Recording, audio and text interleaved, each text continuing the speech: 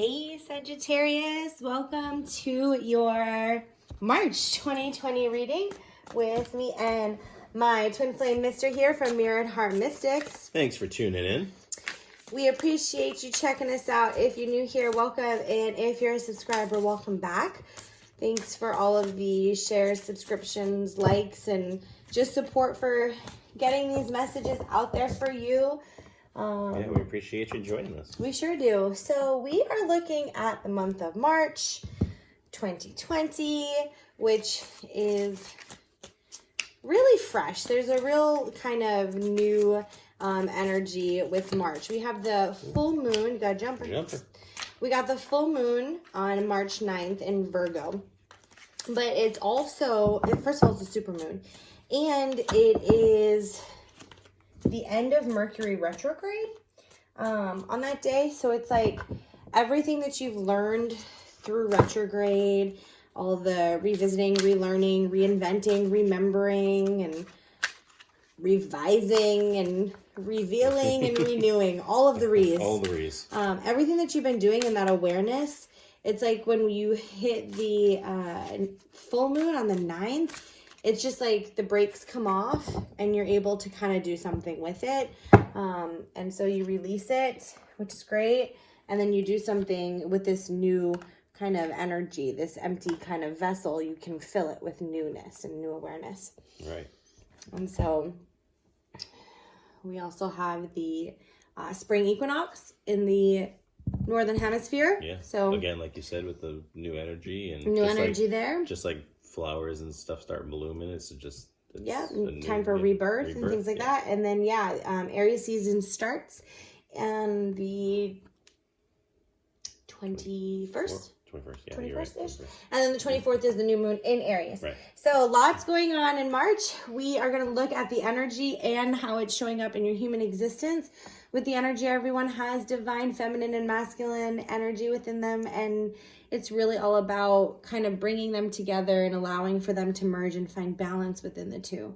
And the divine feminine energy is about your sacred knowledge and wisdom that comes to you. So for Sagittarius, you have a desert passage as your divine feminine. And that is such a divine feminine card because, I mean, I haven't ever been on a desert passage in this lifetime. But I imagine like being in the desert on a journey, you're often stripped of any of the conveniences and resources and things that feel good. So I do see feminine energy as being the guidance during that time. Like something has to get you through not having a ton of water or food and exhausting heat. Like, well, if you think about the Bible, a lot of the stuff that happened in the Bible happened in desert-like conditions. Yeah, because it strips you of everything you could have. So all that you're really left with is faith. Yeah. And that's what the divine feminine energy is all about. That's true. Let's check out the masculine. Let's see it. And that's your action, right? Finding sanctuary. Holy moly.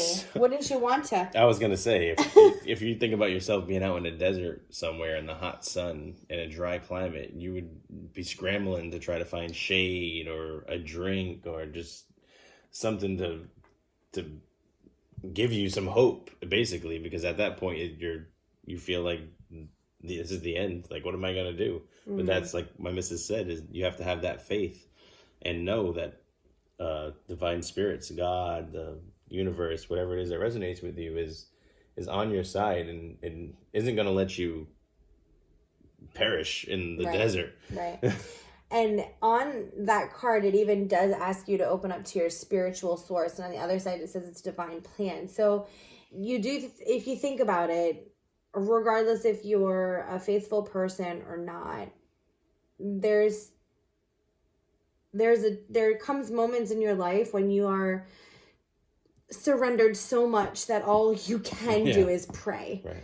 And you might not know who you're praying to or what the hell you're praying for, but you become so exhausted of external things fulfilling you, that there's only one place that you can find sanctuary, and that's in your faith and your spirit and source, God. Yeah, and I feel like it's even go one step further. It's about being appreciative for even the small blessings that you have in your life, because That you drop don't even of water the drop you of have water, is right? so It's so meaningful. right, exactly. It would quench so much. Yeah. I just can feel it. Like, I don't know. I don't want to feel that. Yeah. So I feel just be appreciative of even the small things in your life that may not seem so significant to you, but think about this man that's in the desert. He would love to have just a drop of water. Look at the contrast of the colors. Yep.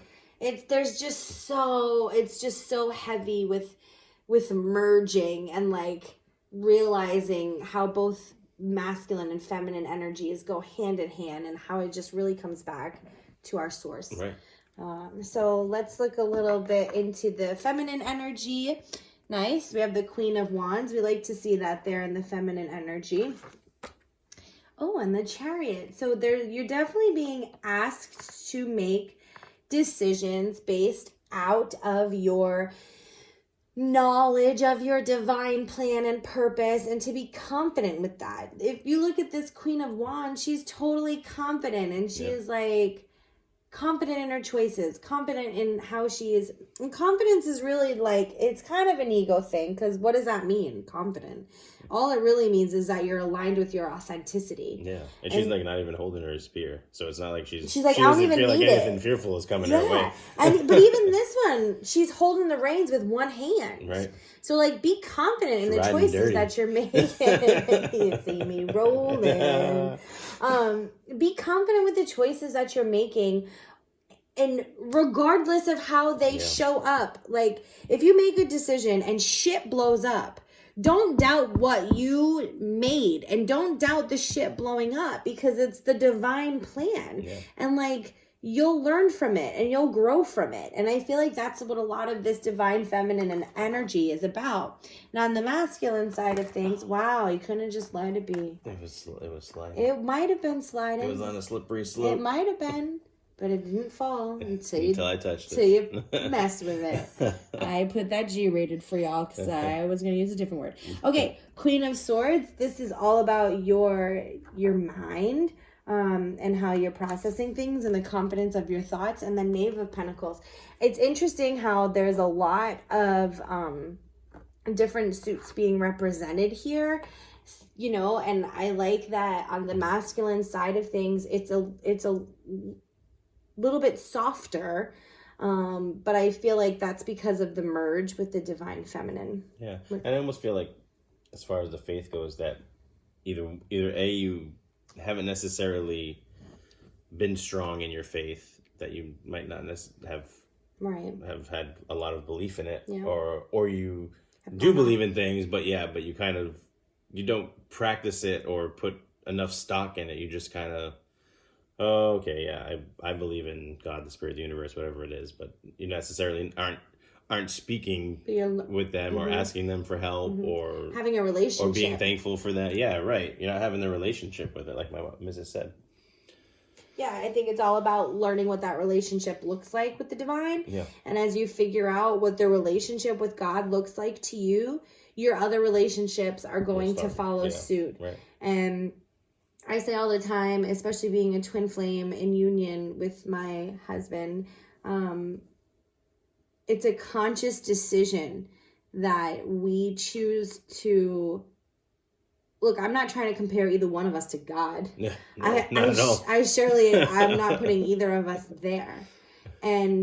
But it's that we respect each other enough as much as we would respect God and the universe and source, and the gratitude that we would have. And if I don't go to God with it, I can't go to my mister with it. And if I don't go to my mister with it, then am I really going to God with it? You know, it's like trusting all of it, and not just romantic relationships, but all relationships.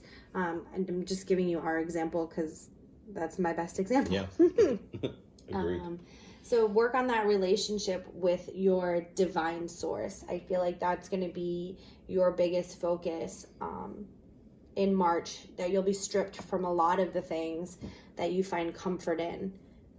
And you'll find comfort where it belongs.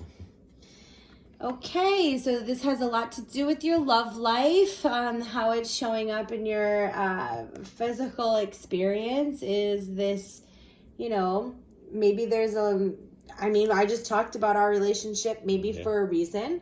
Maybe you needed to hear that about love and what it could look like. Maybe you're being stripped of a relationship that you've had, and you're learning that you can trust the path, and God can either bring back this person to you or someone, who's more in alignment with you. Yeah, and it sounds like it's a divine love. It does. It's God's working. If you give it to God, it will be. And it is definitely about having the faith that it is going to work out for the best for both of you, for you and your partner. Yeah. Moving forward. How do we maneuver through it? Especially in March.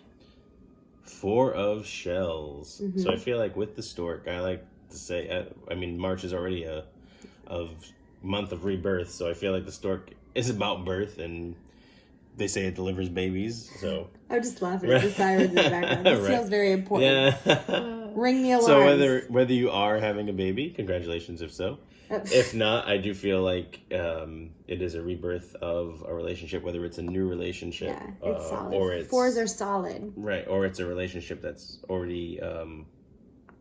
you're already in, and it's just gonna rekindle. Get kind of like a firmer foundation. Yeah. Definitely it's gonna get like a makeover. Yes, I feel like that's a good makeover. Mm-hmm. And next, confidence. King of Feathers. I don't know if they can see that down there, but maybe. The King of Feathers. So yes, again, it's about having that confidence, like we said earlier, to know that this is a divine love, and it is being supported by the divine energies. And the 4 of Crystals.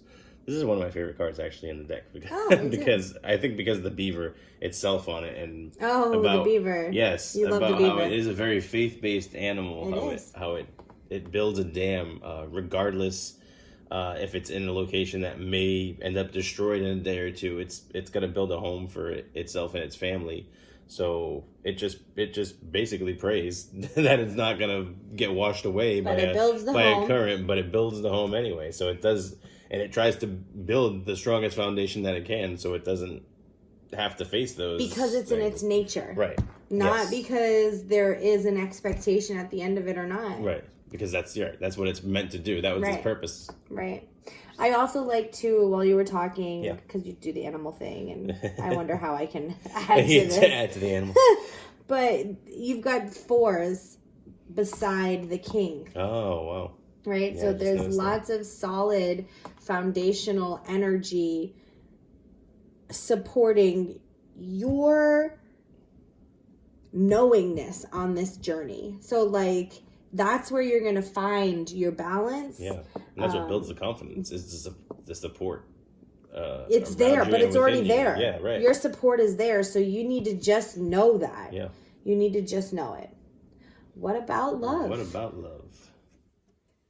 Love yourself first. All right, so maybe it's a little bit self-love. Maybe you've been... Oh, don't get us going on that. What comes first? Self-love. The chicken or the egg? No, but ultimately, in order for you to have a successful relationship and to be able to give... Successful meaning conscious, committed, honest, open. Right. And to be able to give love freely to somebody else, you have to, first and foremost, be able to love yourself and feel good about yourself and talk positively about yourself. Whether it's day to day when you're by yourself or you're with somebody else, don't let that change. Don't let change how you feel about you. Yes, exactly. You should go and love yourself. So, yeah, Beebs. All right, so Sag, we hope this brought some guidance and something to think about and to help you on your way. And we wish you all the very best. Take care. Bless.